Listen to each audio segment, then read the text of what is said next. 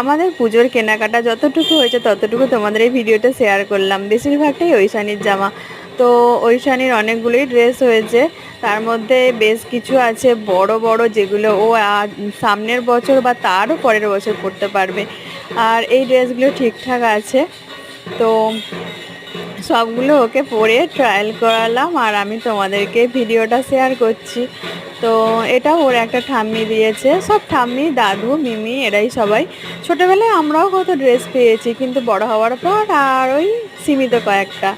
তো এগুলো তোমাদের দাদাভাই যেগুলো মল থেকে কিনেছিল, এই 3টে শার্ট আমি পছন্দ করে দিয়েছি। ও শুধু একটা চেক চেক পছন্দ করেছিল, কিন্তু আমার এগুলো ভালো লেগেছে। তো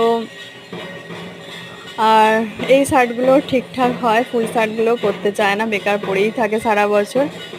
আর আমার তো কিছু কেনাই হয়নি, কারণ আমি মল থেকে কিছুই কিনিনি, তোমাদের তা বলেছি। এই প্যান্টটাও তোমাদের দাদা ভাইয়ের।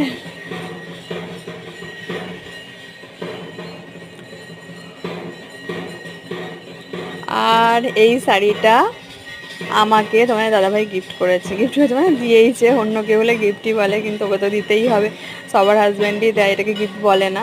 তো ও আমাকে নিজে পছন্দ করে দিয়েছে। বিয়ে হওয়া থেকে না, ও আমাকে শাড়ি কখনো কিনে দেয়নি, নিজে হাতেই প্রথমবার শাড়ি কিনে দিল বিয়ের পর থেকে।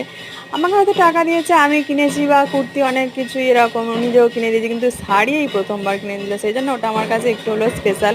আমি ওটা দিয়ে অনেকগুলো ভিডিও বানিয়েছি, তোমাদেরকে দেখিয়েছি হলুদ শাড়ি পরা ভিডিওটা, শাড়িটা। আর এই কুর্তিটাও অনলাইন অর্ডার করেছে। ও অনলাইনে বেশি অর্ডার করে, আমার ঠিকঠাক পছন্দ হয় না অনলাইন, কিন্তু যা হোক ওগুলো পছন্দ করে দিয়েছে। তো যেমনই দিক ও দিয়েছে, এটাই আমার কাছে অনেকটাই ভালো, নিজে হাতে কিনি সব সময়। তো আর কিছু না, এটুকুই তোমাদের সঙ্গে শেয়ার করলাম।